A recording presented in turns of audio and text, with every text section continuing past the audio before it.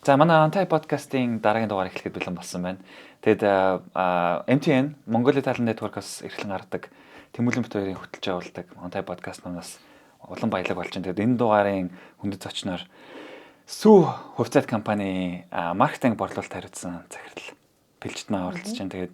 Тэгээд бидний урилгыг хүлээн авч ирсэнд баярлалаа Бэлчтмаа. За урьсанд бас маш их баярлалаа. Тэгээ миний хувьд анхны подкаст. Тэгээ бас чадах болов гэж зориг гаргаад бас хүрээд ирлээ. Тэгээд бас үзэгчдээсээ сонсогчдоосоо нэг уушлал төсмээр байгаа зүйл нь ханиадтай байна. Тэгээд энэ хоолой жоохон өвдсөн. Сүүлийн үед нэг юм гадуур вирусны гаралтай юм ханиад байх шиг байна. Тэгэхээр хавар болж энэ үзэгчд сонсогчд манаас дархлаагаа дэмжиж бие таглаад бас ханиад томоонаас сэргийлээрэ гэж уриалъя. Гоё. Тэгээ сүүгээ өөрүүлээд те зүгийн баталгаа хийгээд дархлаагаа дэмжиж. Харин тийм. Тэгээд бид энэ дугаар мэдээж Volt Шангрилагаас хүрч байгаа. Тэгээд бидэд Volt-ийн одоо Volt дотор байна. Тэгэхээр Volt-таас маш их баярлалаа. За тэгээд Бэлчтмаа ер нь энэ сүүлийн 21 оноос хойш Сүү хувьцаат компани бизнес борлуулалт болон маркетингийн захирлаар ажиллаж байгаа. Тэгээд энэ хүрээнд бас юу хийж бүтээ, тэгээд Сүү компаниар юу байна гэдгээс эхлүүл яаж байна. За тэгээ би 2021 оны 4-р сард Сүү хувьцаат компани дэд захирлаар ажиллаж гээд одоо манай гүйцэтгэх удирдлага болон төлөөлөл удирдах зөвлөлийн захирлууд маань санал тавиад тэрний өмнөх жил 2020 онд манай групп Max Group-т би ажиллаж исэн 17 оноос хойш тэгээд менторшип буюу залхамж хаалгагийн C-level-ийн топ түвшний удирдах ажилтнуудаа бэлдэх юм менторшип хөтөлбөрийг зарлаад тэгээд яг топ түвшиндөө одоо бэлтгэж байгаа залуучуудыгаа бүр 1 жилийн хугацаанд бүх төвшөнд нь soft skill, hard skill бүх ур чадвар дээр нь ер нь ажиллаад бэлтжижсэн. Тэгээд тэр одоо 3000 гаруй залуучуудаас нэг 18 залууг яг шигшээд залуучууд яг бид нар хөтөлбөрт хамрагдаад тэгээд 21 онд энэ хөтөлбөр маань дууссан. Тэгээд дуусны дараа 4-р сард яг ийм санал ирээд тэгээд Монгол улсын энэ ууган үйлдвэр те 1958 онд үүсгэн байгуулагдсан. Тэгээд одоо бараг 60 гаруй жилийн түүхтэй энэ сайхан үйлдвэрт нэг эдгсэн болоод ингээд ажиллаад эхэлсэн байгаа. Тэгээд түүнээс хойш 4 жил болсон байна. Тийм шүү дээ. Тийм. Тэгээд сүүлийн үед яг миний хувьд болохоор яг дэд захирал статустай. Тэгээд хариуцлага чиг үүргийн хувьд бол борлуулалт, маркетинг, бизнес хөгжил гэж энэ жил сонин гэвэл бизнес хөгжлийн алба үүсгэн байгуулагдаад тэгээд яг миний удирдлагын доор ингээд 4 албатай 100 гаруй ажилтнтай шууд удирдаад ажиллаж байгаа. Манай компани бол нийтдээ 700 гаруй ажилтнтай. Тийм. Надад сонирхолтой санагдаад тэгээд сая пэгэд урдлаа тийм. 1958 онд анх үүсгэн байгуулагдчихсан гэдэг. Тэгээд сүүгийн маань ер нь одоо яг компанийн бүтцийн хувьд тийм. За яг 330 сая хувьцаа бол ингээд Монголын бирж дээр гаргацсан компани тийм. Тэгэхээр хувьцаат компани. Гэхдээ яг бүтцийн хувьд Max Group-ийн эзэмшилд байдгийм үү? Ер нь тэр бүтцийн хувьд бас тайлбарлаад өгөөч тийм. Бүтцийн хувьд манайх чинь хувьцаат компани нээлттэй. Тэгээд 7000 гаруй хувьцаа эзэмшигчдтэй. За тэгээд хувьцааны ер нь дийлэнх нь бол яг Max Group-тэй хамааралтай боловч яг бүтэц зохион байгуулалт гэдэг нь засаглалын хувьд бол ямар нэг хамааралгүй. Тэгээд Max Group-ийн маань ерөнхийлөгч болоод гэр бүлийн зарим нэг хүмүүс тодорхой хувийг эзэмшдэг тийм хамааралтай компани. Надад санагдаад байна. Олон нийт хэдэн хувь юм бэ? Олон нийтэд ер нь 20 орчим хувь. Тэгээ сая юу сүүжин одоо ер нь бол айл өөрөх болгоны л одоо хөрөгчөнд сүүгийн сүү бүтээгдэхүүн байгаа. Тийм тэгэл байгаа. Надад зөөрөөс бас энэ асуулт өөртөө ч сайн айгуу гоё уялдах байх гэж одоо өөр сүүний брэндтэй сүү юугаар онцлог илүү ялгаатай давуу чанартай юм бэ те. Одоо дээж гээл сүү байгаа. Ер нь ингээд бас сүүнүүд байгаа шүү дээ. Тэрний ялгаанаас юу юм бол? За ялгаа гэх юм бол ер нь манай компанийн хувьд болохоор сүү бэлтгэлийн систем гэж яриад байгаа. Яг одоо малчтаас авдаг сүүний хэмжээгээр хамгийн том тоглогч. Тэгэхээр 2500 гаруй малчид. За тэрэн дотроо ялангуяа 30 гаруй хоршоод гээд малчид ингээд хоршоо болоод одоо хоршооны системээр ажилладаг ийм малчтаасаа өдөр болгон сүүг нь авдаг байхгүй. Тэгээд өдөр тутамдаа авж байгаа сүүний бараг малчтаас ирж байгаа сүүний 60 орчим 50 гаруй хувийг авдаг. За тэгээд тэр бүтээгдэхүүнээ өндөр температурт одоо үе шаттайгаар боловсруулад үйлдвэртэй боловсруулад маргааш нэг хэрэглэгчийн гар дээр цоо шинээр хэрэглэгчдэд хүрдэг.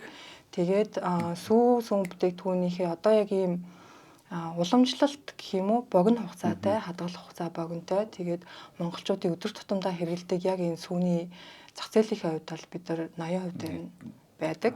За тарганы төрлийн бүтээгдэхүүн бас амтлаг тарга маань брендийн хувьд бол яг зах зээл дээр дотоодын үйлдвэрлэл дээр номер 1 юм байгаа. Тэгээд ер нь бол манайх сүү тарганы бүтээгдэхүүн дээрээ бол дотоод одоо импортын импорт бол маш бага бараг байхгүйтэй адилхан. Тэгээд дотооддоо хангалттай үйлдвэрлэдэг. Өөр төрлийн сүсэн бүтээгдэхүүнүүд бас манайх үйлдвэрлэдэг. Ер нь нийтээр харах юм бол ингээд 70 орчим нэр төрлийн бүтээгдэхүүн тийм их үт юм уу? Тийм шүү дээ.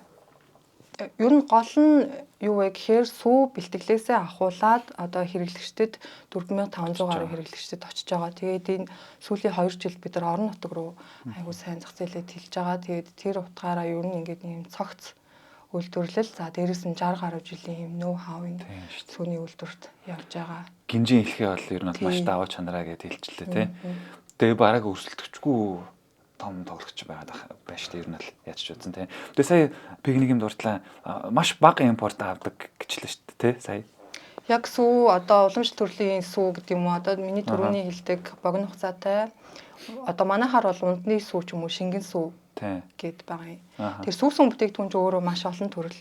Тэрэн дотроо сүү болон тараг гэдэг өдөр тутмын хэрэглээний энэ бүтээгдэхүүн тараг болж хэлбэл 80 орчим хувь нь дотоодын үйлдвэрлэлд ангаараа хангаж. Ангаараа. Импорт гэхэлэр чинь одоо сав буудал баглаа гэж бүгд орж ирнэ шүү дээ зөв. Импорт гэхээр нөгөө импортоор гадны үйлдвэрийн бүтээгдэхүүнүүд Монголын зах зээлд хэрэглэгчдэд тэр утгаараа тэр импортын бүтээгдэхүүнийг хийж байгаа. Зөв. Далан ширхэг гэдэг би бүр 70 гаруй нэр төрөл. Тийм 70 гаруй нэр төрлөө тэр заах сүү тараг гэдэг. Сүү тараг цэцгийн тоос тэгээ нэмэлтээр манайхаас хөлдөг бүтээгдэхүүн зарим хүний зах зээл дээр ажилладаг тийм. Тийм жишээ нь хамгийн анхны миний надад өгч ирсэн үүрэг даалгавар 21 онд би анх орж ирээд манайх нөгөө зарим хүний шугамн дээрээ 21 онд нэлээд том хөрөнгө оруулалт хийчихсэн байсан. Тэгээд үйлдвэрлэл алан борлуулалтын өсгөх даалгавартай ирж байгаа байхгүй юу. Тэгээд тухайн үед одоо миний хувьд бол зөвхөн маркетингийн чиг үүрэг дээр өмнө нь ажиллаж ирсэн. Тэгэхээр яг үйлдвэрлэлийн талын юм туршлага гэх талаасаа маш их зүйлийг суралцж байгаа байхгүй юу. Тэгээд тэр одоо тэр хугацаа цаг үеэс хойш одоо ингээд зарим хүний борлуулалт маань 6.6 дахин өссөн явж байгаа. Гэхдээ зарим дотроо бид нар яадгүй гэхээр сүү одоо тарганы төрлийн орцтой хөлдөө бүтээгдэхүүнүүдээр бас хэрэглээгээд шинэ бүтээгдэхүүнүүдээ ингээд тэлээд явж байгаа жишээний тэгээд заримны үйлдвэрлэл бас давхар байгаа. Явж идэг. Сүүдээр маркетингийн хувьд надад амар сонирхолтой санагдчихсэн юм. Эзэж нэг гарч ирээд бусдыгаа нэг юм өрсөлдөгчөө гаргаж ирэл моолоод юм уу тэгэхгүй мөртлөө бүх хүмүүсийн толгоонд нэг юм эрүүл юу н сүүнэл одоо сүү хвцэд компанийн шүү гэдэг нэг тийм юу суулгацсан те. Одоо бусдууд нь байдаг шүү дээ. Тэнгүүд тэднийг нэг хэсэг нэг юу байсан шүү дээ. Нэг юм урт хугацаагаар хадгалж ивэл юутай байлээ. Хорт тавдар үсгдэг юутай тэр нэг тийм явсан шүү дээ. Тэр маркетинг зүгээр явсан уу эсвэл зүгээр яг тэр өрсөлдөгч рүүгээ л яваг баг. Тэгээ таад яг маркетинг стратеги яг яаж явсан юм бэ? Ерөөсөө би ингээд сүү ингээл гараад ирээд хамгийн монгол шүү сүү ер нь ярьж байгаагүй санагдаад. Гэхдээ ингээд бүх хүн айл руу орё гэхэд яг л тэр цэнхрийг авдаг те. Тэр яг яаж таадын стратеги явдаг вэ? Тэр жишээ нь 24 онд гэхэд 2 удаа манай яг бүтээгдэхүүнийг ийм байдлаар одоо худал гүтгэлэг гэх юм уу тэр бүр ингээд эвлүүлсэн ийм видео цацчихсан байхгүй юу. Тэгээд одоо нэр хүндийг хамгаалах дотоод одоо журам дүрмийнхээ давуу PR-ийн хэсгээр бол бид нар ажиллаж байна. Гэхдээ хамгийн гол хамгаалсан хүмүүс бол би хэрэглэгчид гэж хардаг байхгүй юу. Тэгээд тийм байх боломжгүй гэдгийг нь хэрэглэгчид өөрсдөө сошиал дээрээ хамгаалаад бүтээгдэхүүнээ аягүй сайн хамгаалж чадсан. Би тэрэнд сая нэг хэдхэн хоногийн өмнө факт чек гэдэг нэг тийм хилцүүлэгт орж ирсэн. Тэгээд яг ямар кейс гарч ирснийг яриад тэгээд эргээд ингээд дүгнээд харахаар өөрөө хэрэгэлдэг хүмүүс маань бүтээгдэхүүндээ итгэлтэй байгаа учраас за гэхдээ бидний хувьд бол бас зүгээр байхгүй мэдээж нөгөө үйлдвэрлэлийнхээ шугам ер нь тийм байх боломжтой мó үгүй мó гэдгийг та хэд маань одоо шаардлагатай бол факт чек хийгээч. За үйлдвэрлэлийн шугам болон бүх процессуудаа ингээд ил тод танилцуулах ажлуудыг нэлээд хүн шаттайгаар хийгээд явдیں۔ Тэгээд дор хаяж л одоо хятадаас үнэхээр хуурайс оруулж ирээд байна уу гэдгийг импортын датанаас харчих боломжтой. Тэрийг шууд асуумаар байна. Сүү яг одоо яг энэ цэнхэр сүү хуурайс ашиглалт юм уу? Яг тэрэн дээр одоо ингээл дандаа л нэг юм юу явдсан шүү дээ. Тэгээд дээрээс нөгөө хорт хавдар үүсгдэг гэж байгаа. Гэтэл өнөөдөр 60 гаруй жил болсон энэ сүүний үйлдвэр те одоо хорт хавдраар одоо сүүнээс болоод одоо эрсдэл үүсэж байгаа тохиолдол гэх юм бол ямар ч ихтгэл үнэмшил байхгүй байгаа даахгүй. Тэгээд яг итгэлтэйгээр одоо хэлэхэд бол 2500 одоо малчид маань гэрчлэн гэх юм уу те одоо бидэрт өглөө болгон сүүгээ өгдөг тэр малчдын сүү өндөр температурт одоо маш олон шалгуурыг давж сүүний үйлдвэр дээр ирээд боловсруулагдаад тэгээ ариутгагдаад хэрэглэгчдийн карт дээр маргааш өглөө хүрдэг байгаа. Юг 2021 оноос гэдэг чинь би юг санахгүй байна л да. Тэгтээ нөө цэнхэр сүү нэг юм юу байсан шүү дээ. Онгоодгүйсэн шүү дээ. Амар лайтай тий. Тэгж яагаад нэг юм таглаатай болсон шүү дээ тий. Тэр үед байсан уу? Тэгвэл тэрийг яг би бүр яг тэрийг хийсэн үнийг бүр ингээд за энэ бол яг гейм ченжер хийлээ дээ гэж бодож ирсэн. Тийм. Ер нь тэр үед чинь бид нар нийлүүлэлт дээрээ нөгөө нийлүүлэгчээ солиод өглөөний нийлүүлэгч бид нар бол сабагла бодлыг бол Орос болон гадны нийлүүлэгчдээс угаасаа үйлдвэрлүүлээд авдаг. Тэгээд тухайн үед бол яг ирж исэн үе дээр ер нь баг бөглөө одоо нэг асуудал дээр ирж исэн. Тэгээд яг хуу бас л ялгаагүй хэрэглэгчэд хичнээн тэгээдсэн ч гэсэн ингээд хэрэглээдсэн. Тэгээд явандаа ер нь бид нар нийлүүлэгчтэйгээ тэгээд уулзраа болоод асуудлыг бол шийдвэрлсэн. Нэг хэсэг зургийн нэг тэрийг шийдсэн юм уу хараа ямар бонус авсан бол гэж зүгээр бодчихсон байхгүй. Тэр бол баг борлуулалт нэмсэн байх гэж би бодсон. Зүгээр байсан уу? Ер нь 21 он 22 он хүртэл чанга он байсан. Бид нар 22 онд шийдвэр гаргаад ер нь Миний Монголын сүү гэдэг тэр бүтээгдэхүүнийхээ үйлдвэрлэлийн шугамыг өргөтгсөн. Яагаад вэ гэхээр хүчин чадал нь тулчаад гэтэл эрэлт байгаадсан байхгүй юу. Тэгээд ер нь бол хичнээн эрэлттэй байлаа ч гэсэн бид нар үйлдвэрлэлийн хүчин чадлыг дийлэхгүй байсан учраас 22 онд шийдвэр гаргаад тэгээд манай одоо хуцаа эзэмшигчид төлөөлөл удирдах зөвлөл шийдвэр гаргаад тэгээд шугамын үйлдвэрлэлээ нэмээд 24 оны эхнээс хоошоо ер нь бол Миний Монголын сүүний өсөлт яг боддоор гарч ирээд тэгээд түрүүний миний хэлдэг нөгөө 80% зах зээл гэдэг нь одоо гарч ирж байгаа юм. Сүүчийн бас маш олон грант болон энэ нэг Европын хөгжлийн банк ч юм уу те олон төслүүдээс бас аюул хөрөнгө оруулалт татдаг. Тэгээд тэр хөрөнгө оруулалтууд за тэгээд сүүгийн өөрсдийнх нь ашиг орлого одоо жилээс ирэх тусам маш ихээр нэмэгддэг тийм. Тэр одоо ашиг орлого маань дахиад бизнес руугаа хөрөнгө оруулалт хийж гинэ үү? Тийм том төслүүд явагдаж байна уу гэдэг бүтээн бүтэц талаас нь асуугаа. Тэгээд экспорт тус байна уу те? Ер нь бид нар экспорт гэж харах хэрэгтэй юм уу? Ер нь сүүгийн алсын хараа хаашаа очих гэж байна? За би алсын хараанаас өмнө нэг зүйл хэлэхэд манай монголчуудын айгүй сонирхолтой зүйл нь айгүй олон малтай тэгээд сүүний хэрэглээ их юм шиг боловч яг бодит адил дээрээ сүүний хэрэглээ айгүй багтай байдаг. Яагаад тэгж хэлж байна вэ гэхээр нөгөө сүүч нь өөрөө одоо ялангуяа өсөлтийн үе дээр юугаар ч орлуулахгүй тийм шим одоо эрдэс минералуудыг агуулж идэг. Тэгээд тэр утгаараа өдөртөө заавал авах ёстой шимт хичээлээ одоо сүүнээс авах тэр хувийг бол 180 г гээд дэлхийн эрүүл мэндийн байгууллагын дунджаар авч иж энэ нөрөө ирээдүйд одоо ясны бэхжилт өсөлт хөгжилтэй энд хэрэгтэй эрдэс бодисыг нөх юмаа гэд. Тэгэнгүүт манай монголчуудын болохоор 2 жилийн өмнө харахад 60 г-тай байсан байхгүй. Тэгэхээр 3 дахин бага байгаас өдөр тутмын 1 хүнд ногдож байгаа сүүний өдрийн хэрэглээ гэсэн үг. Тэгэхээр юу вэ гэхээр бид нар бол сүүс бүтээгдэхүүний үйлдвэрлэгч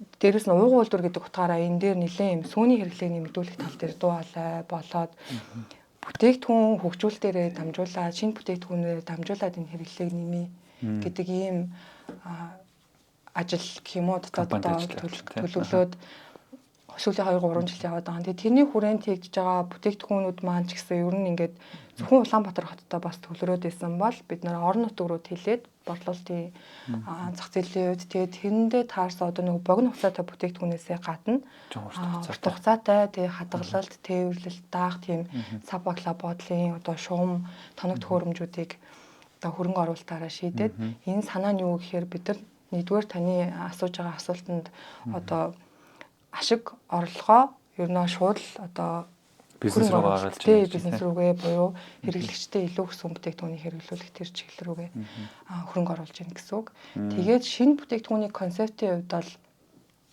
ялангуяа ковидоос хойш нөгөө нэг юм тренд гарсан шүү дээ. Одоо ялангуяа сүм бүтээгдэхүүн үйлдвэрлэгчид бүгд энэ тренд рүү ер нь нэгдэж байгаа. Санаа нь юу вэ гэхээр нөгөө эмээр нэмжилдэг биш. Өдөр тутмынхаа хоол хүнсээр дамжуулаад зохистой шимт хичээлээ авдаг байя гэдэг. Тэгээд ер нь тухайлах юм бол манай 2023 онд гарсан сүүлийн шинэ бүтээгдэхүүн жишээ нь монголчуудын дийлэнх өвчлөл байдаг нөгөө зүрх судасны өвчлөл. Тэгээд холестерин аягүй өндөртэй байдаг тий. За тэгээд нөгөө нэг хөрсний бохирдолтой холбоотой юм хүүхдүүдийн одоо амьсгалын замын хүчлэл аягүй өндөр байдаг. Тэгээд тэрнийг шийдэх одоо тэрний эсрэг одоо байлдах гэх юм уу ашигтай бактериудыг тарганы төрлийн бүтээгдэхүүнээрээ дамжуулаад шинэ бүтээгдэхүүн болгоод high feed, go feed, pro feed гэдэг хэрэглэгчтэй хүргэж байгаа. Гэх мэтлэнгээр нөгөө нэг үндсэн сүү таргнаас авдаг энэ шимт хичээлээс гадна бас эрүүл мэндийн чиглэлийн одоо асуудлыг нь яаж өдөр тутмын хоол хүнсний шингээж бид нар шийдэх вэ гэдэг энэ чиглэлээр явж байгаа гэсэн үг. За тэгэхээр бидний хувьд одоо номер 1 зорилго бол дотоодын хоол сүний хэрэглээг нэмэгдүүлээ те. Яагаад вэ гэхээр энэ бол ирээдүйн хүүхдүүдийн маань өсөлт хөгжилттэй холбоотой, ирээдүйтэй холбоотой зүйл те.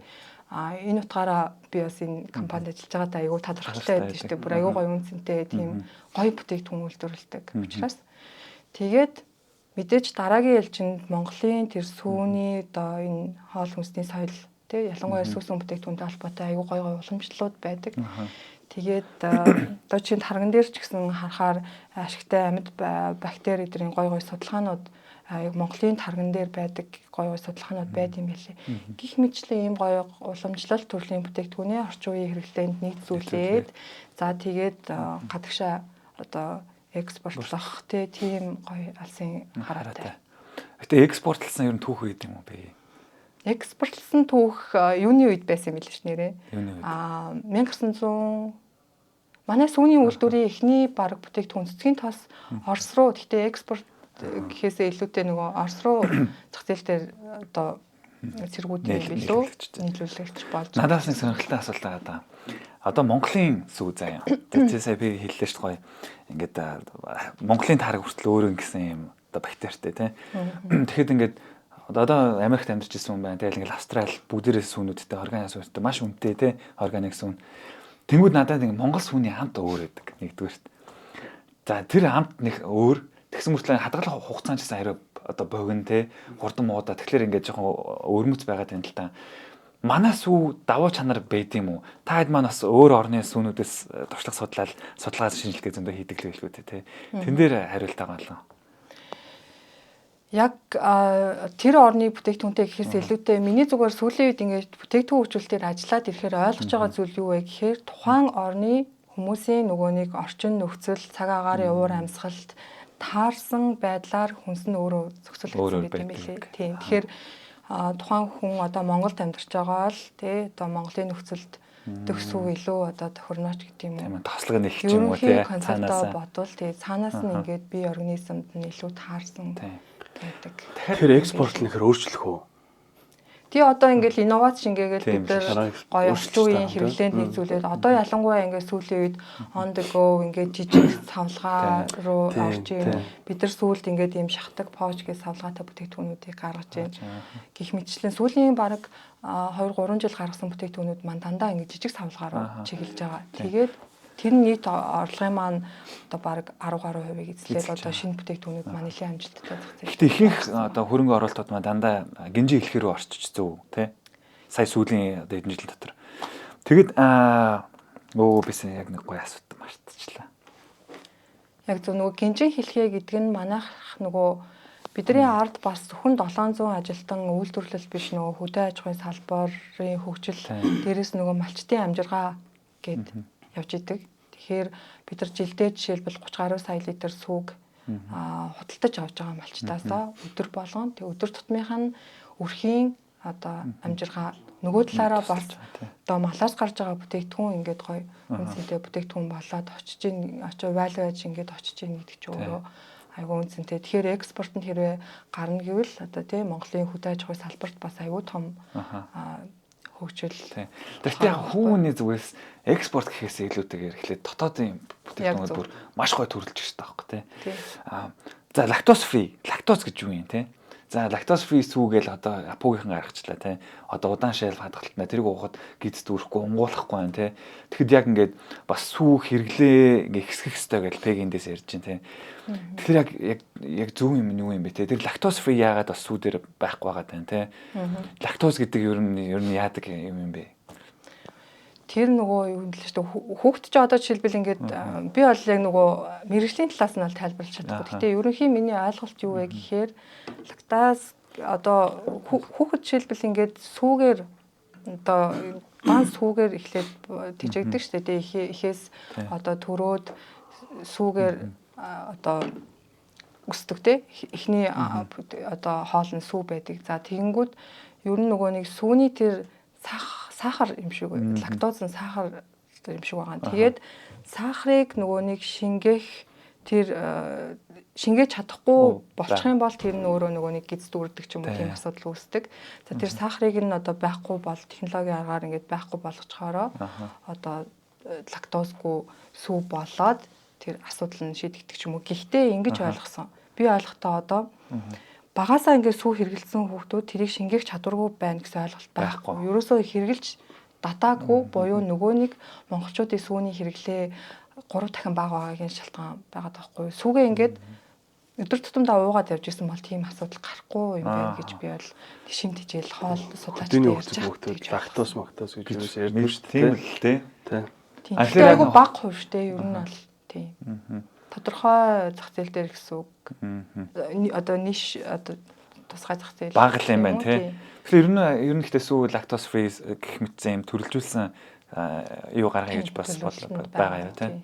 Сая яг ярьж байхад нөгөө бүтээгдэхүүн гэдээ ярихаар дагалддаг бүтээгдэхүүнүүд манад их цөөх юм ба шүү дээ. Тэ сүү гэдэг яг ингээд сүүн байгаад байгаа мөртлөө одоо Америкт ягаад хэрэглээ өндөр байдгийг хүмүүс cereal гэл тэ бүр ингээл анх төрхөөс нь ахвал cerealтэй хамт сүүгээд тэгжээс нь oatmeal одоо Монголд одоо л энэ нөгөө авиацентрийг ойлгож эхэлж байгаа шүү.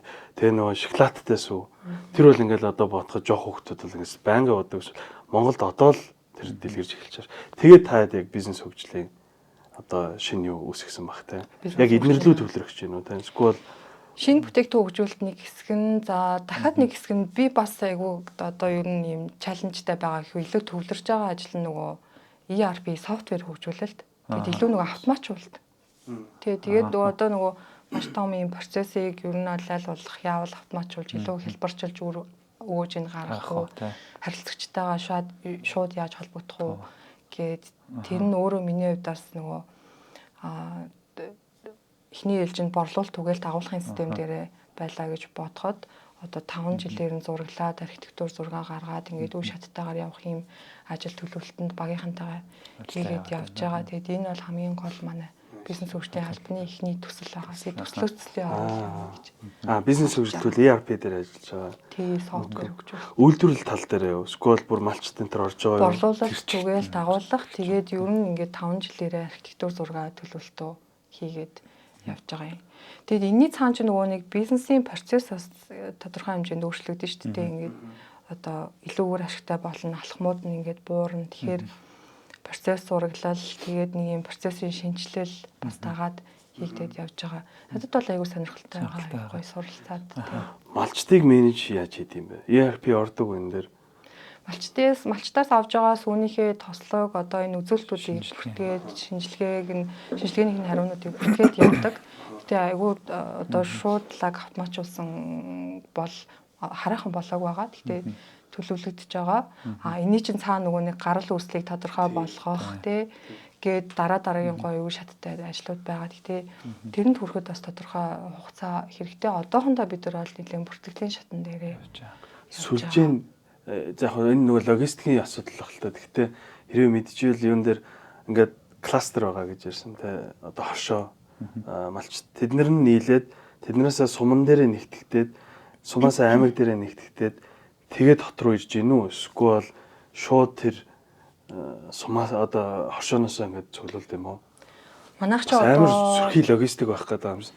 ер нь Улаанбаатар хотын 300 км-ийн радиуста яг төвлөрч ажилладаг. Тэгээ бидний дараагийн нөгөө илүү сүс бүтээгдэхүүний хэрэглээг нэмэгдүүлээд орон нутг руугаас тэлмээр энэ те яг саяны элдгээр ингээд өөр сүүний гарц өндөртэй орон нутгийн холын бүсүүдтэй одоо тэлэх юм дунд хугацааны зорилготой.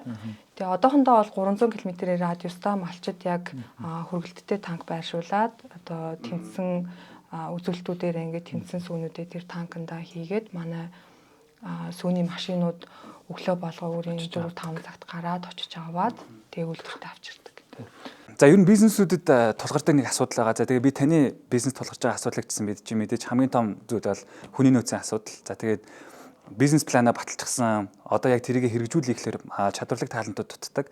Тэгэхээр Mongolia Talent Network болохоор хамгийн том дата баазтай 30 мянган CV дата бааз байгаагаас Mongolia Talent Network-ийн чадварлаг рекрутерүүд таны энэ бизнес планыг амьдруулахад тус болно гэдэгт би итгэлтэй. Тэгэхээр Mongolia Talent Network-тэй холбогдоорой.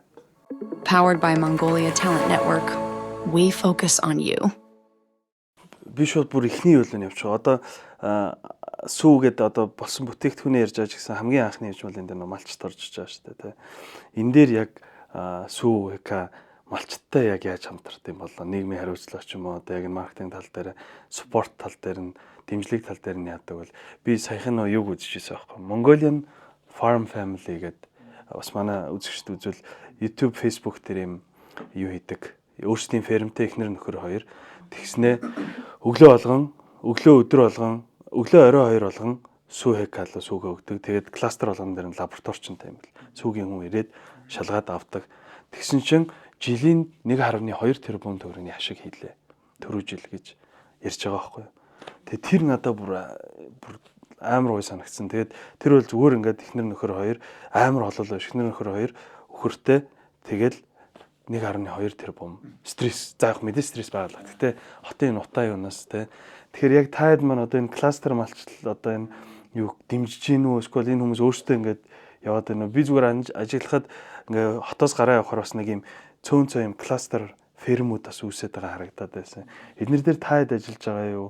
Ер нь ямар хөө бодлого барьд юм бол энэ нөгөө хоршоожуулах систем за 19 онд эхэлсэн санагдаад энэ нөгөө намайг арай ороогүй байхад эхэлсэн. Тэгээд ер нь бол бид нар байнгын малчтаасаа одоо нэг айлын бүр одоо гэрийнх нь гадаа очиж ингээд авдаг байсныг одоо малчид ч гэсэн өөрсдөө бид нар ч угаасаа л бүгд нийгмийн амьтан тэгээд дээрэс нь хөдөлмөрийг илүү хөнгөвчлөх хоорондоо хоршиж ажиллах гэдэг энэ систем нь айгүй давуу талтай байна гэд тэгээд бид нар бол ингээд тодорхой хэмжээний эхлэл хөрөнгө оруулалтууд дээр нь хоршоог үүсгэн байгуулах дээр нь хамтраад ерөөсөө ингээд ажиллаад явж байгаа. Тэгээд 19 оноос хойш гэдэг чи 5 жилийн хугацаанд 30 гаруй хоршоо бий болсон байгаа байхгүй. Тэгээд нэг хоршоонд доор хаяж 20 айл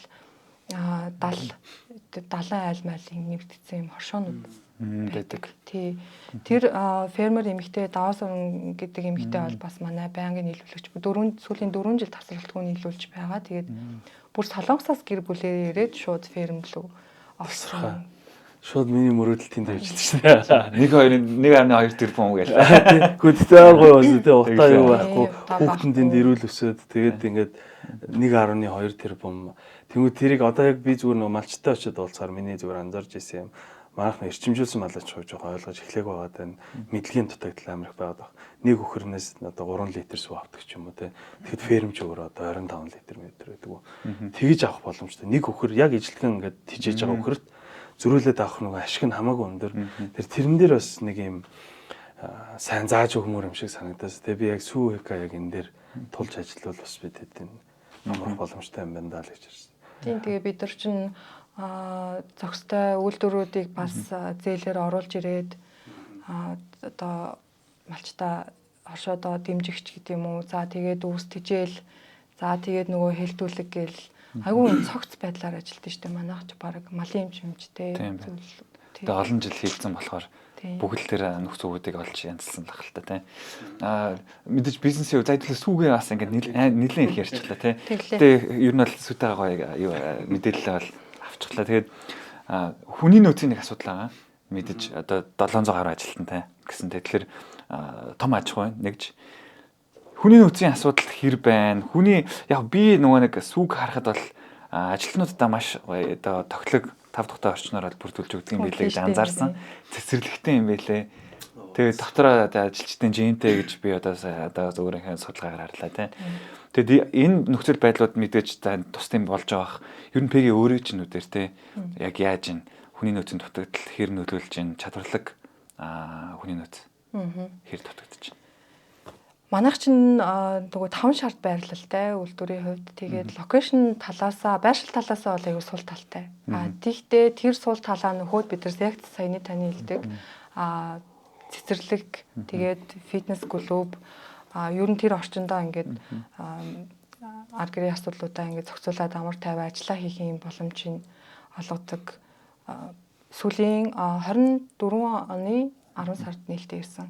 Ийм байгаа. Тэгээд офсаа бас шинжилээд бид нар ч бүр социализмын үед офсаа алдсан байсан юм билээ. Тэгээд тэрийгэ буцааж хөрөнгө оруулалтаараа нөгөө л нэг ашиг орлогоо буцаагаад офстоо ажилчдаа хөрөнгө оруулалт хийгээд офсоо шинжилсэн. Тэгээд яг хөө мэдээж аль ер нь бол ажилчдын төвшөнд ажиллах хүчин хүний нөөцийн хомсдол бол байна. Бүр хаасаагүй л Монголд байгаад байгаа. Ялангуяа одоо манай үйлдвэрлэл дээр бол ээлжийн ажилтнууд за манай борлуулалт дээр бол борлуулалтын туслах жолооч гих мэтчлэнгээр яг миний чиг үүрэг дээр бол илүү борлуулалт дээр байгаад байгаа. Тийм хүний нөөцийн дутагдaltaглаад. Цэцэрлэг нь бүх хүн явж болд юм аа тий. Хүүхдээ явж болно тий. Бүгд явж болно. Явж болно. 120% багтаамжтай төлбөргүй. Оо вау. Тийм чинь айгуу дагаад талахгүй тий. Сая шууд хүний нөөц ярьж байгаа дээр нөгөө түрүүн Максаас бэлдсэн гэд ярьлаа шүү дээ тий. Энэ дээр бас жоохон дэлгэрүүлээд ярил. Жил болгон бэлддэг юм. Одоо Макст би ороод ер нь хэдэн жил ажиллаж ийж ингэ C төвшин дээр очно гэж ер нь залуучууд бодох хэвээр. За ажиллах хугацаа лаго шууд манай чинь Max Group чинь одоо бүр тухайн үед 2-3 жилийн өмнө л 3500 гаруй ажилтнаас одоо баг 6-7000 ажилтнтай болчихсон. Ингээд аюух тэлээд тэгээ манай эцдүүдийн одоо үндэслэгч манай ах トゥ хоёр өдөг аюу гой тийм хамбал тийм хүмүүс байдаг байхгүй. Тэгтээ бид нар ер нь мега ийм том төслүүдээр улс их орныхоо хөгжил эдийн засагт хувь нэмрээ оруулах юм байна. Гээд би нөгөө нэг Max дээр байхад VMV одоо хасын хараа зорилгоо тодорхойлж хахад бид нар ер нь 2030 он гэхэд дотоодын нийт бүтээгдэхүүнийхээ 5% та дүүцгүүцэн юм тийм биш. Зорилго тавьсан байна. Бүрдүүлнэ гэдэг ийм том зорилго тавьсан. Тэгээ тэрний ард ингээд ажиллах хүч том төслүүдийг урагшлуулах гэдэг ийм ажлууд явж байгаа. Тэг ингээд тэлээд байгааз тэгээд тэр хэрээрээ ингээд 3500-ээс 18 хүн гээд энэ жил 2 одоо 3 дахь хөтөлбөр нь дахиад одоо яг нөгөөдөр эхлэх гэж байна уу? Тэгээд 28 хүнийг бас сонгон шалгаруулад тэгээд тэрэн дотроос бас нөгөө шигших юм байлээ. Тэгээд жилийн хугацаанд бас яг өмнөх зарчмынхаа дагуу бэлтэн. Тэгэхээр олон хүнээс бас маш сайн шигшиж байгааз. Тэгээд мэдээж тэн дээр нөгөө компанид оруулсан хувь нэмэр ажилласан жилүүд бас орхол байх. Гэхдээ одоо энэ хөтөлбөр бол 2 жил тутамдаа нэг удаа явж гинүү. 3 жил тутамдаа юм уу? 3 жилийн тутам нэг. Миний хувьд бол жишээлбэл 17 онд ажилд орсон. Тэгээд контент менежер, маркетингийн менежер, тэгээд маркетингийн толгой компани, маркетингийн хэлтсийн дарга гээд ажилласан хугацаа маань 3 жилийн дараа жишээлбэл. Тэгэхээр ер нь гэхдээ манай компани, группийн ер нь эзэдүүдийн соёл хүмүүст ер нь хийж бүтээх боломжийг аюу гоё олгодог. Тийм тэгээд энэ гоё том зорилгын төлөө эзэдүүд маань ингээд биднийг ингээд чиглүүлээд явж байхад тест яаж л хувь нэмрээ оруулмаар байна тест тийм л одоо мотивацийг өгч чаддаг. Тийм. Тийм ч учраас бас удаан ажиллаж штэ тий. Яаж шалгаруулж байгаа? Одоо саяны ингээд нэг ажилласан жил мэлгээд 3000 хүн дотроос анх бол 3000 хүн дотроос 10 эдийг сонгосон. 18 гэлөө тий. Тэр одоо яг өөр дээр нь шууд ирээд за энэ дээр apply дээр гэсэн үү эсвэл өөрсдөө нээлттэй зарлаад өөрсдөө яа гэм үү? одоо группийн баг тухайд 10 хэдэн компаниэс одоо баг 20 30 компани байгаа, охин компани байгаа. Тэгээ охин компани удирдлагууд нь өөрсдөө залхамж гэж бодож байгаа хүмүүсийн нэрсийг дэвшүүлээд тэгээд тэр нэрсүүдийг нь одоо манай удирдах зөвлөлөөс тэ интервью ярилцлагууд хийгээд үе шаттайгаар ингээд шалгаруулт юм билээ. Миний хувьд бол ярилцлаганд орж исэн хоёр чаттай ярилцлаганд орж исэн баха. Нэг жил тэгээд дотроо бэлдэх үү? Яаж бэлдсэн бэ? Дотроо бэлдээд тэгээд гадны консалтинг чаав нь дотроо бас менторшип байдлаар одоо удирдах хүмүүс нь шууд тулж ажиллах тийм хэлбэрээр нэг жил. Тэгээд сүүлүү гэдгийг цаанаасаа ясна уу эсвэл өөрөө сүрүү гэж бодсон уу? Ер нь бол би ерөөсөө ямар ч бодоогүй байсан. Нөө хэдий байсан. Гэтэ одоо ингээд ялцчгүй ингээд санал хэлбэрээр орж ирсэн. Тэгээд би бол маш дуртайгаар ийм боломж олгож байгаа учраас аюу талархалтайгаар хүлээж аваа. Тэгээд 21 оноос сүүдээ нэгдсэн байт юм аа. Тийм байл. Тийм одоо манай PG маань бас туршлага их чухал л да. PG маань сая Японд бас туршлага нэгдүүлээ. Мэргэжил дэвшлүүлчихэд ирлээ тий. Бизнес удирдлагаар сурсан байлаа. Тэгээ ер нь өөрөө болохоор сэтгүүлчийн ер нь бэкграундтай мэргэжилтэй юм байлаа тий. Тэгээд сэтгүүлчээс анх ер нь энэ маркетинг Max Group одоо маркетингийн чиглэл рүү ингээд ажилд ороод тэгээд эмэгтэй одоо CMO, CEO болж одоо ажиллаж штэ тий. Одоо C-level. Тэгээд энэ юу харахад юун дээр илүү анхаарамаар юм шиг санагдаж байна. Ер нь яг өөрөө ч хувьдтай бас яг адилхан замаар ингээд явах гэж байгаа. Одоо за эмгтээч гэдэггүй эрэгтэйч гэлтгүй ер нь анхаарах хэвээр одоо тэр ахих шатанд хизээ яг ахиж байхдаа шат гიშгэж байхдаа анхаарах хэвээр одоо алхмууд гэх юм уу? Надад нэг юм Японы нэг юм үг амар таалагддаг байхгүй икигай гэдэг. Икигай гэдэг үг чинь нөгөө нэг гол агуулга нь амьдралын утга учир шүү дээ тий. Тэгээд амьдралын утга учир гэдгийг одоо нэг юм дөрвөн холбоосон дээр одоо үнэхээр yes гэд хариулж байгаа юм бол тэр бол чиний амьдрал айгүй утга учиртай байна гэдэг. За тэр холбоос нэг үхээр чи дуртай ажиллаа хийж гин үү? За чи чаддаг зүйлээ хийж гин үү? Тэгээд энэ хийж байгаа зүйл чинь нийгэмд за эсвэл одоо улс их оронд за эсвэл бүр дэлхийд ч юм уу тий ядаж одоо гэр бүлдээ ямар нэгэн үнц нь өгөхөөс тийм зүйл байна уу?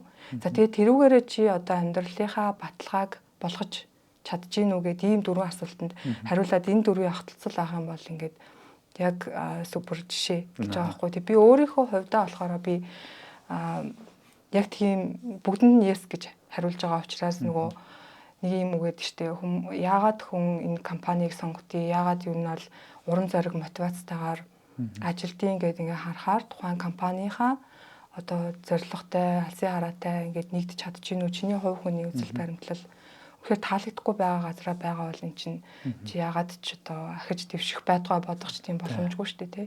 Тэр агуулгаараа энэ дөрвөн асуултанд хариулаад тэгээд компани чинь зөвхөн дуртай ажиллаа одоо тийм үнцэн бүтээх газараа зорилго нэгдэж байгаа компанид ажиллаж чадж байгаа бол тэн дээр бол тэрийг сайн анхаарах тэгээд тий. Тэгэхээр ер нь тэр сонголтын дээрээ л аягүй сайн анхаарах хэрэгтэй болов гэж боддtiin. Тий. Nice. Хэр бэлэн байсан гэж бодож байна.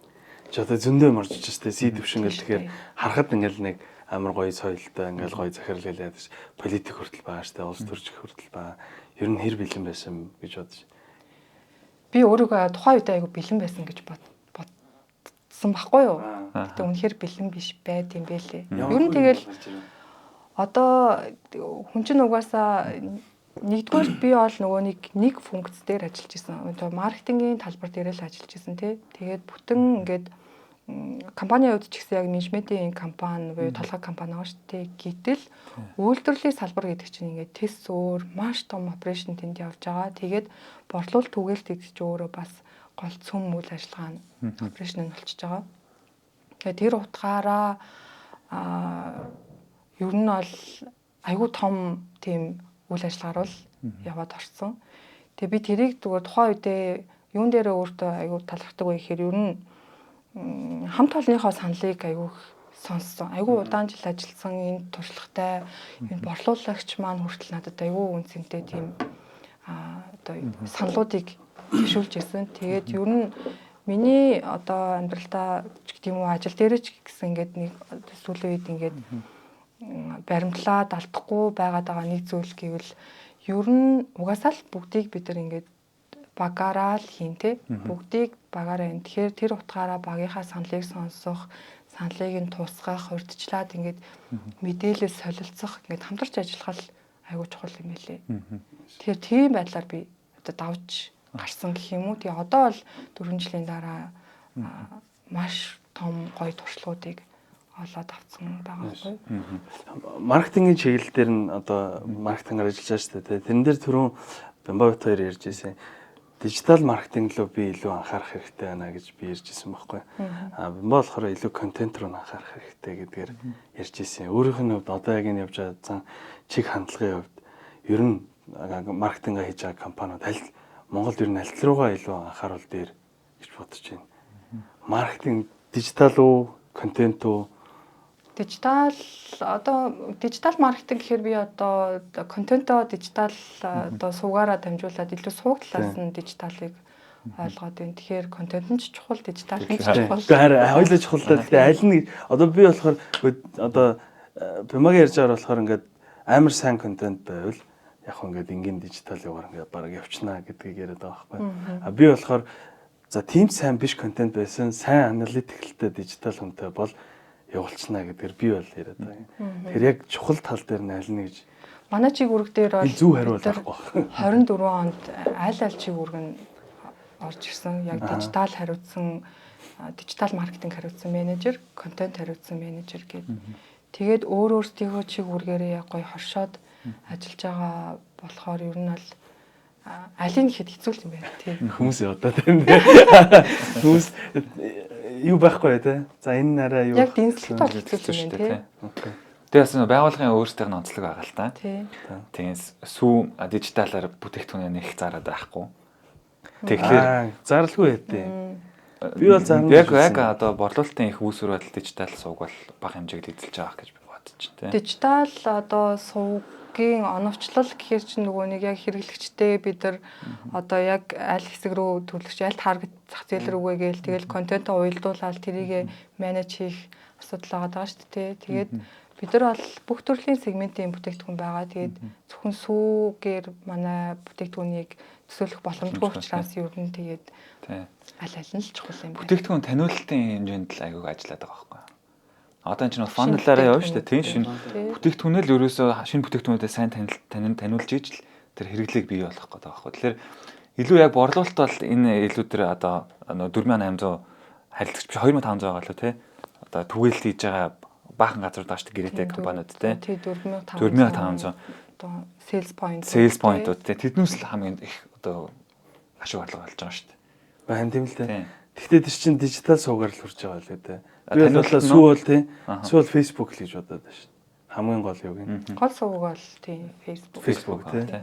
Тэгэд контентгүйгээр бас Facebook. Зөвхөн контентгүйгээр бас хүрэх боломжгүй. Тэгээ би болохоор дижитал гэдэг дээр л байгаа даа. Тэгмээ тань зөв сүүдэж гисэн би тэгж бодож байсан. Дахин анхдагч анхдагч. Тийм асуулт болоод шүү. Маркетинг аль дээр өшөө бас гоё сонирхолтой юмуд асуумаар л л да. Одоо Монголд яг тулгарч байгаа ялангуяа танаа дээр сүү тал дээр зүгээр би бодоход бол амар гоё юм эрг юу гэж бодоод байгаа. Сурчлахад их гоё эрг маркетинг бах. Тэгэхдээ хэцүү хүндрэлтэй юмуд нь юу одоо 4 жил боллоо. Тэгэхэд сая ярьжтэй шууд одоо зохиомол PR үсгээд явж ийн гэдэг чинь тэр шиг одоо өөр ер нь Монголд хэцүү юм хүнсний салбар гэдгээр бас хэцүүнүүд байгаа л гэдэг тийм. Тийштэй одоо бид нар бол үйлдвэрлэлээс бүтээгдэхүүн гараад маш олон шат дамжлагыг дамжаад хэрэглэгчдийн гарт очиж байгаа тийм. Тэгээд айгүй эмзэг төрлийн бүтээгдэхүүн сүүн бүтээгдэхүүн бол тэгээд тэр утгаараа хадгалтын гормыг шат болгон дээр айгүй сайн одоо мөрдөж тэр эцсийн хэрэглэгчдэр асуудалгүй очино. Тэгэхээр одоо юу гэдгийг хэрэглэгч жишээлбэл нэг зохисгүй байдлаар хадгалаад тэгээд тэр нь бүтээгдэхүүний эрсдэл үүссэн бол жишээлбэл гомдлолоод ирдэг ч юм уу те. За тэгвэл дэлгүүр дээр буруу хадгалт үүсчих юм бол гомдлолоод ирдэг ч юм уу. Ийм бүрхүү асуудлууд хэрэглэгч харилцагчийн гомдлын асуудлаас маркетингийн чиг үүрэгт бол байдаг. Гэтэ их бол биш харьцангуй ер нь гайгүй. Гэтэ энэ бол ялтчгүй бэрхшээл. Ялангуяа ингээд орон нутг руу очиж байгаа тохиолдолд тэр чинь бас нэлээд төвхтэй байдал үүснэ. Түгээлтийн шатандаа, хадгалтын шатандаа, тээвэрлэлтийн шатандаа гэдэг яг аль шатандаа байх юм тий. Тэг бүх талдаа ер нь ингээд ийм хүүтэн сүлжээг удирдна гэдэг чинь бас тийм чамар ажил. Тийм шүү дээ. Биш л юм бэ лээ. Тэг би одоо бас эмхтэй удирдлага гэдэг талаас нь яг л одоо бодит зургийг уймаар байна л да. Одоо яг тэр тусмаа энэ үйлдвэрлэлийн аж үйлдвэрлэлийн салбарт те эмхтэй удирдлага гэхлээр бас хүндрэл бэрхшээлтэй тулгардаг байх гэж би бол итгэж байна. Яагаад гэвэл нэгдүгээр нь ажиллаж байгаа салбарын ихэнх нь ирчүүд те. Тэгэхээр ингээд ирчүүд маань бас одоо эмхтэй удирдлагаас илүү маневрын ч гэсэн арга барилын ч гэсэн арай өөр те. Тэгэхэд тэн дээр ер нь яг өөрийн чинь хувьд одоо эмхтэй удирдлагын хувьд одоо тулж байгаа бэрхшээлтэй асуудлууд юу байв гэдэг талаас нь илүү ярилцуул яасан. Тэгээд бас шинээр ингээл одоо эмхтэй менежерүүд гарч ирж байгаа, эмхтэй ингээл одоо урам зориг авах гэж байгаа юм одоо ажилтнууд менежерүүд байвал сандаж хэлэх тэг зөвлөгөөнд байвал хуваалцаач. За яг бэрхшээл бол угаасаа байхгүй гэж бол угаасаа хэлэхгүй. Тэгээ ялангуяа жоохон залуу юм байна, тэ эмэгтэй юм байна гэдэг нэг тийм сул талууд бас зарим тохиолдолд гарах гад байдаг. За тэгээ манай чигүүргийн хувьд бол ялтчгүй дийлэнх нь эрэгтэй залуучууд байдаг. За удирдлагуудын төвшөнд харахад ч гэсэн ер нь эрэгтэй байдаг. Тэгээд одоо яг гоо миний хувьд нөгөө чигүүрэг хариуцсан дэд захирал учраас одоо миний жишээлбэл ажиллаж байгаа зүйл би төлөөлөл удирдах зөвлөл болон гүйцэтгэх удирдлагатайгаа зорилгоо ингээд нэг болгоод одоо бизнесийн ерөнхий зураглалаа ингээд нэг болгох, нэг зүг рүү харах. Тэгээд ер нь бол тэдэртэйгээ бас илүү хамтарч ажиллах одоо зорилго нэгтэй байхыг хичээдэг.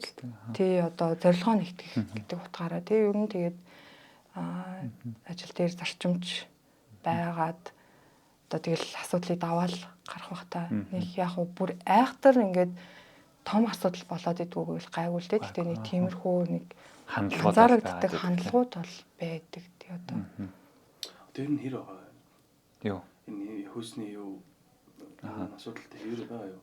Яг одоо манад ингээд тэрийг ингээд амар дэмжиж байгаа гэж яриад байдаг ч гэсэн яг үнэндээ бас ингээд асуудал байдаг юм шиг анзаарчихсан надад те.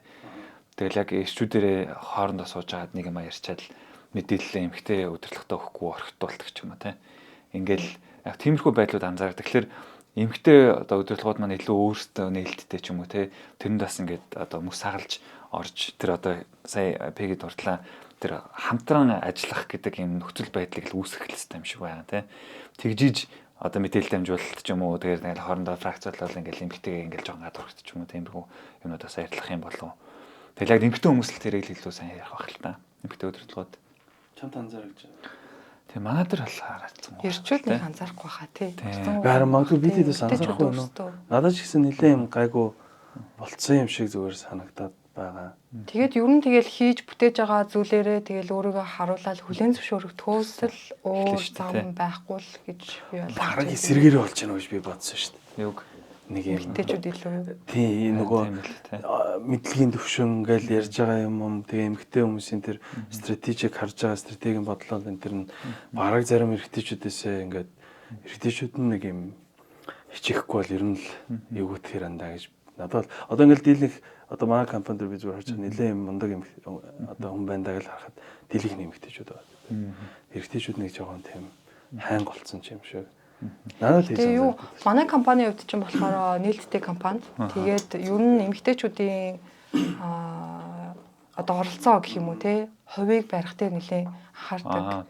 Тэгээд одоо манай менежментийн багийн нийт 10 гаруй гишүүдийн бараг тэнцүү баха. Тий удирдах зөвлөлч гэсэн ер нь нэлээд эмэгтэй заавал гишүүд байдаг. Тэр утгаараа бас давуу талтай юм байна. Тийм байна. Тийм байна. Powered by Mongolia Talent Network. We focus on you. Ер нь манай нэвтрүүлэг маань бас 2 дугаар хэсэг рүү шилжиж байгаа.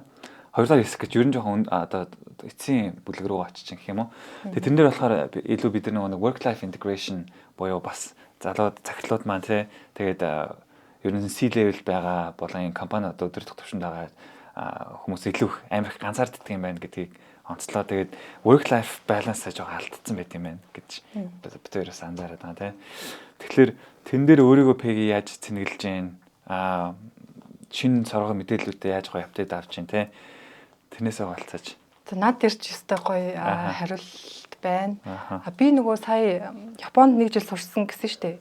Тэрийг болохоор би амьдралдаа бүр үнэхээр том амар гоё хөрөнгө оруулалт хийсэн байна гэж бодож байгаа. Яагаад вэ гэхээр тэг би нөгөө нэг маш гоё юм уул ус заар хүрээлэгдсэн, ой модоор хүрээлэгдсэн юм орчинд жил сурсан байхгүй.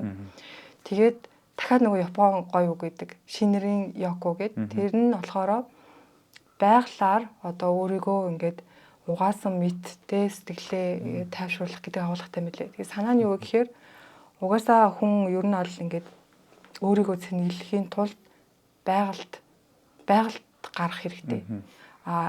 Тэгээ одоо энд бас манай хотын удирдлагууд те жишээлбэл Аз улсад харж байгаа юм бол гоё юм байгаль ямар чухал вэ? Ингээд хот дотроо амьдрах орчиндөө бас гоё ийм гараа салхилчдаг тийм модтой тийм хэсэг илүү олон байгаасаа төлөвлөөсэй гэж бас хүсэх байна. Тэгээд яг тийм орчинд жил байгаад хүн ихээр өөртөө гоё төвлөрөх. Тэгээд тэрний үр дүн яадгүй ихээр стресс буураад тэгээд өөрийгөө ингээд өөртөө илүү ингээд төвлөрөх боломжийг олгох юм билээ. Тэгэхээр аль болох байгальд гарч явах. За бүр одоо Улаанбаатарын орчинд жишээлбэл буцаж ирээд би одоо аль болох нэг 15 минутыг боломжийн цаг агаартай өдөр аль нэг алхачи. Одоо яг нарнаас энерги аваад тэгээ бүр болохгүй бол балкон дээр гараад нэг хэдэн минут нарнаас энерги авчдаг бай гэдэг. Тэгээд тэр агуулгаараа ер нь аль болох байгальтай ойр байхыг хичээдэг. Тэгээд дээрэс нь ер нь дасгал хөдөлгөөн харьцангуй гайгүй хийдэг төрлийн хүн. Тэгээ өөрийнхөө жимтэй. Орой тэгээд шууд жим рүүгээ дийлэнхтэй орно. Гоё манай багш ус аюу мундаг багш байдаг. Тэгээд манайх ч бас фитнес хоолтой, хүсвэл үйлдвэрийн өнгөө хоол байхаасаа гадна дахиад фитнес хоол сонголт байдаг. Гэх мэтчлэнгээр аюу гоё тийм орчныг бүрдүүлсэн байдаг. За тэгээд ер нь өөрийгөө цэнэглэх тал дээр бол ястай тасралтгүй суралцсан. Би ер нь хүүхдлээс суралцах байх гэж боддог. Тэрийгээ ч өөрийнхөө давуу тал гэж боддог. Тэгвэл ер нь амар ямар ч мундаг хүн байлаа гэсэн багш байсан ч гэсэн ер нь ингээд суралцах юм байж лээдэг байгаа байхгүй шүү. Тийш нэр таньж мэдих тэгээд гоё beginnersтэй тий эхлэлцгийн майндаас альва юмд хандах юм сониуч байх. Тасралтгүй суралцах гэдгийг бол амьдралынхаа зарчим болгодог. Ер нь гэхдээ тэрнээс анзаарагдлаа. Яриаг л гэсчихсэн. Тэгээ байнга суралцаал. Тэгээ би бэлэн биш байгаагүй. Бэлэн гэж бодсон ч би надад дахиад суралцах юм байсан. Тэгсэн чинь буужгаагүй дахиад суралцсан те. Гэдэг чинь бас анзаарагдлаа. Хобби нь юу гэсэн үг вэ сая? Яг хобби ер нь би ер нь жим төртэй. Шууд жим. Тэгээ хаяа бас боксоор хичээлдэг. Хичээлдэг. Одоо манай Бямбас яг жимд явдаг байхгүй. Та хоёр маань жимд явъя гэж ярьдаг мөртлөө ингээд явж чадахгүй ингээд явдаг хүмүүс байдаг шүү дээ. Яг юунд нь олж явдаг вэ? Яаж дуралдаг вэ жимд явахад? За ер нь жимд эхлээд ингээл эхэлж бол хүчлэх шаардлага гардаг шүү дээ. Тэгэд ер нь би одоо ингэж бод юм аа. Миний нэг юм өмнө нь байдаг одоо алдаа гэх юм уу нэг зүйл ингээд үр дүн айгу хурдан хүрэх гээд айгу өөрийгөө зовоодаг тийм төрлийн хүн байсан байхгүй. Тэгээ би түрүүнд хэлсэн нөгөө нэг юмыг гадна өнцгөөс нь хараад өөртөө төвлөрөөд ингээд ирэхээр ер нь арай өөр өнцгөр юмыг хардаг болоод ирэхээр чи ингээд үр дүн төвлөргөш зүгээр ингээд жижиг импрувмент дээр л одоо сайжруулалт нэр анхаарч өнөөдөр одоо маргааш өнөөдрөөсөө нэг ганцхан хувь байгаа 100 өдрийн дараа 100% өөрчлөлт орчнооч гэдэг юм уу те. Тэгэхээр нэг юмыг ингээд нэм гэхдээ ер нь бол нэг юм болно гэдэг нэг гоё зураглалтай. Тэрэндээ ингээд тийшээ хурдан хүрэх гэж тэмүүлэхгүйгээр ингээд за нэг өнөөдөртөө дасгалаа хийжүүл болж ийн гэдэг нэг тийм байдлаар. Тэгээ давхар хооллолтоос аягүй чухал шүү дээ те. Хийж байгаа юмд дурлах гэхээсээ илүү гарах үр дүнд нь дурлах. Гарах үр дүнлүүн тэмүүлээ тэгээд жижиг ингээд алхмуудаа хийцэндээ аягүй өөртөө ингээд баярлаад тий. Гэхдээ угаасаа жимд нэг хэсэг ингээд нэг нь салгардчихгууд буцаад ингээд явах мотивац хэрэг болдсон шүү дээ. Тэгээ өөрийгөө хүчилж нэг явж итэл ингээд жигдрээд ирчихээрээ нөгөө гоё жижиг байдлаар 7 хоногт нэг 3 удаа явчихад хангалттай болж байгаа байхгүй. Тэгээ эрүүл мэндийн хувьд би бол одоо амар чухал гэж бодож хийдэг. Ер нь бол тэгээ чи дурж зүр чухал дээр нь тийм би эрүүл мэндийн хувьд амар чухал. Тэгээд ингэж бод. Миний цаатлын зорилго нь болохоор ерөөсөө би эрүүл фит байх хэвээр. Тэгэл би одоо 40 50 хүрэхэд миний булчин одоо хамгийн дээд хэмжээндээ л байж ах хэвээр гэдэг дээр анхаарч байгаа байхгүй. Тэгээ би цаатлал нь ингээд судалж үзээр байгаа энэ дээр очсон байх л та. Эхлээд бол мэдээж л тэ гоё булчинтай болоо эрэгтэй хүн байна гоё ялаа л гэж орж ирсэн. Сүүл рүүгээ одоо миний тэр мотивац илүү тэр эрүүл хэв шинж рүү ороод тэгээ таслуудаа илүү тэгж бодохороо одоо зөв техниктэй хийх ч юм уу те тэрэн дээр одоо зөв хийхлээр илүү хүчтэй болно те тэр хүчтэй болсны дараа хүчтэй тасгалууд хийсний дараах авж байгаа сайхан мэдрэмжүүд ч юм уу те тийм стресстэй баг болтог нь бол бүр 100% надад анзаарэгддэг байхгүй. Тэгэхээр тэр байдлуудаа илүү анхааруул надад хэрэгтэй санагдав. Одоо дүнгийн жимд явах гэж байгаа бол те тэгэл эрүүл амьдралын хэм маяг хинч одоо тэр нэг бичлэг өгдөө штэ нэг одоо Америктаа бичлэг нэг тэрэгтэй хүүхэдтэй тэгээ тэрэгтэй хүүхдээ ингээд машинаа гадаад гараар тавьчаад машины хойдлын хаалга онгоолгоод авах гэжсэн чинь хүүхэд нь цаашаа зам руу нөгөө тэрэгтэйгээ өнгөрчдөг байхгүй. Тэр нөгөө нэг одоо тарган эмэгтэй ээж маань хонс гүйждэхгүй бүдрээд унж байгаа байхгүй тий. Тэгээ бүдэрж унсан чи бүр ингээ өвдгөн өвдөд бүр босчихдохгүй бол хүүхдэн дээр зам руу орох гэж байгаа. Тэгээ хазар тэндээс нэг хэрэгтэй хүн гараад ирээд тэрийг барьж идэг нэг юм бичлэг байдیں۔ Тэгэл бодлоо үгүй. Яг бүр амьд бичлэг байхгүй. Тэгэл бодохоор хүн ер нь эрүүл байх юм, эрүүл чирэг байх ямар чухал вэ гэдэг чинь харагдаж байгаа байхгүй тий. Гэтэ одоо чи өдөр болгон жимд явахдаа тэрийг бол бодохгүй шүү дээ. Би бол чамд дурлж хийд юм байна гэж хараадсан байхгүй. Тэр процессыг юундаа дурлж байна? Тийм байна тийм. Тэр болохоор одоо өдөр болгоны сая 4 пэг хийлээ. Жижигэн одоо сайжралтууд тий. Би өмнө нь хэрвээ 80 кг-аар өргөж чаддаг гэсэн үг 85-аар өргөөд олон давтамжтай хийх ч юм уу тий. Тэгж хадаа тэгэл ингээд булчингийн ялгаралтууд байна тий. Тэднээс ч гой гараад ирэхэд би өөрөө төвөнд болчин өөртөө ихтэй байдал, өөрийгөө даван тулж байгаа байдал энэ яг бас чухал шүү дээ.